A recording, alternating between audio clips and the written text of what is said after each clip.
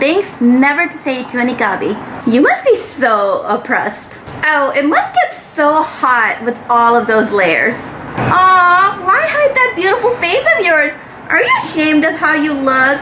Psh, sweetie, you don't have to wear that thing no more. You're in America. In America, the men can tell you what to do and what to wear. Okay, bye. Girl, don't do it. It's not worth it. I'm not gonna do it, girl. I was just thinking about it. I'm not gonna do it. I did it. 3 things you should know about Islam if you're not Muslim. An Arab doesn't mean a Muslim. A Muslim doesn't mean an Arab. That's a religion. That's an ethnicity. There is Arab Jews, there is Arab Muslims, there is Arab Christians, and there is Arab atheists. Yeah, we believe in God. Shocking, right?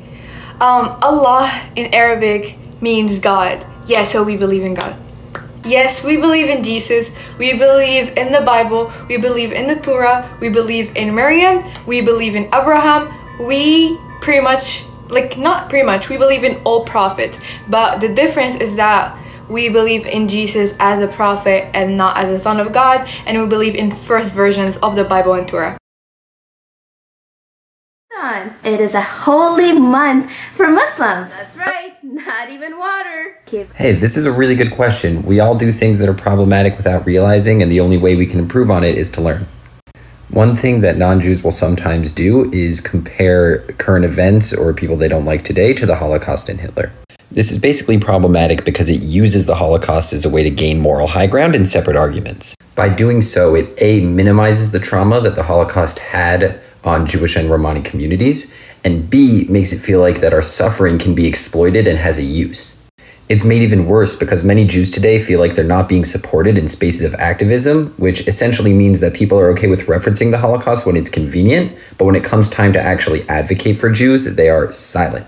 Anti-Semitism is called the world's oldest hatred for a reason, and it can be traced back to the 3rd century BCE. The interesting thing about anti-Semitism is that it mutates with whatever our society holds at the highest regard. So, in the Middle Ages, when Christianity was the ultimate truth, Judaism was seen as an obstacle to salvation. In the 20th century, when science was the ultimate truth, Jews, with logic, were made out to be an inferior race that was contaminating the superior one. Today, we hold human rights as our ultimate value. So Israel is made out to be the ultimate human rights violator, which is wrong. No, Zionism did not cause anti-Semitism. Hating Zionists is just the same old hatred that has existed for thousands of years in a new form. It's blaming all of humanity's problems on the world's favorite scapegoat, the Jews. Is there anyone out there willing to actually explain to me how being Jewish is not a race? Like, I get it, but I don't. Hey, I identify as an ethnic Jew, but not a religious Jew. Ashkenazi to be specific.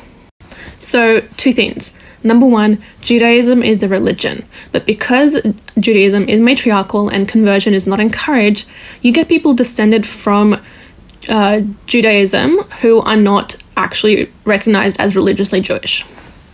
Number 2, Jews have become a distinct ethnic group because when they arrived in Europe something like 1,000 years ago, they remained largely segregated either by force or by their own customs. So the gene pool has narrowed, and so now you get typically Jewish features like dark curly hair, a large nose, and olive skin. So Ramadan is fast approaching, and you might be wondering, how do Muslims fast this month? See what you did there? Fast approaching? It's actually quite simple and basic and easy to understand. We don't eat, we don't drink, we don't make love. Awkward. And before you freak out, we don't fast 24 hours a day because I'm pretty sure we would die.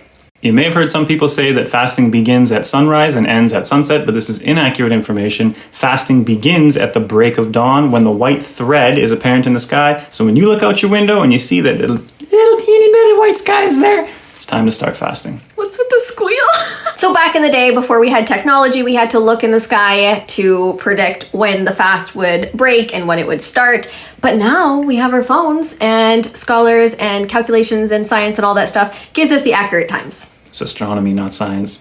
Whatever. Same thing. So as you probably already know, masks in general are not hijab friendly and not very inclusive for people like me. Or me. I always struggled with getting earaches as well, putting the mask on underneath my hijab and then putting my hijab on top. And then once I left the grocery store or whatever, I would be struggling to put it back on again because taking it off, putting it on was just a headache. So that's why Me and William designed the ultimate mask ever. This is made of mulberry silk, which is the highest quality silk ever, and it actually goes around the back of the head and forward like this. So it is super accommodating for people that wear hijab or don't like to have earaches. And if you live in Canada and you're stuck wearing a toque all the time, guys. That's it. There you go. So our masks are going to be available on our website as of today at lalahijabs.com. Go and check them out. Anyone can wear them. It's actually a really good and common question that we get here all the time. So the covering of the head is actually common amongst all Abrahamic faiths. Some women do, some women don't. It's a personal thing. And although some people might think that it's cultural appropriation when you're wearing a headscarf, to wear a headscarf, just to wear a headscarf, there's no appropriation there, you guys. Like the Muslims and any other Abrahamic faith, we don't have a claim or stake to wearing a piece of cloth on our head. But if you're wearing it just to mock other people who do wear it in a rude, insensitive way, then yeah, it would. But there are tons of people that we know that are not Muslim that wear the hijab because it makes them feel comfortable, makes them feel secure, makes them more confident. So if you want to wear one, absolutely go for it. So anybody can wear the hijab, and like the toque that I'm wearing, if you do live in Canada in the wintertime, it's actually highly recommended that everybody wear a hijab or a toque or something so that your ears don't freeze, your face doesn't freeze, everything doesn't freeze. All the things might freeze. So people often ask, why don't Muslim men also wear something like the hijab? We don't actually physically wear a hijab, but the purpose of a hijab is modesty. We have our eyeballs that God Almighty has prescribed for us to use in a way that we are not objectifying or ogling. Gawking. Gawking. No gawking. No gawking. So we use our eyes as that form of modesty, and we also have to obviously cover ourselves and dress modestly as well. But the big thing is for us is to use these things the way we're supposed to, reading books and stuff. But there is a specific dress code for Muslim men. Yes. So can you talk about what that is? Yeah, navel to knee at all times, and Coverage. loose fitting clothing that doesn't hug your areas. So no Speedos, boys. No Speedos. None of those. This is a great question. Jewish isn't a race. There are Jews of all races. However, in the late 1800s, the eugenics movement started, and the idea that Jews were a race came up in popular discussion. This was incredibly influential to Hitler and his white nationalism. Whiteness is a construct that defines a homogenous culture which the majority fits into. Jews never fit into this construct until the late 70s and early 80s in the United States, largely due to assimilation. Things like wearing a kippah on your head or having the side locks called payas were demarcations of visible non-whiteness which were abandoned by these times. Essentially, Jews were forced to look and act less Jewish in order to fit into American life. The assimilation of Jewish identity into American homogeny is the reason that Jews are today perceived as white. Yes, there are Jews today who are white passing and who accept a white identity. However, in 2017 in Charlottesville, there was a parade shouting, "Jews will not replace us."